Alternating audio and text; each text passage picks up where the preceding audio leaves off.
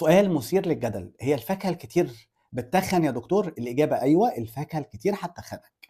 ليه يا دكتور؟ يا جماعة إحنا قلنا إن كل شيء باعتدال، الفاكهة فيها فركتوز وده سكر برضه، يعني هيجمع لي دهون أكيد، يعني هيثير البنكرياس ويزود لي هرمون الأنسولين ده طبعًا. طب يبقى الصح إيه يا دكتور؟ لو مريض سكر خُد لك سمراية قبل المغرب بشوية كده، وسمراية تانية في النهار، يبقى كده سمرتين.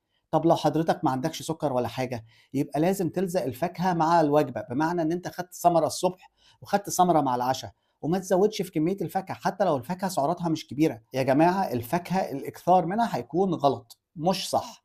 تخيلوا بقى إن هي لقوها بتزود الدهون الثلاثية.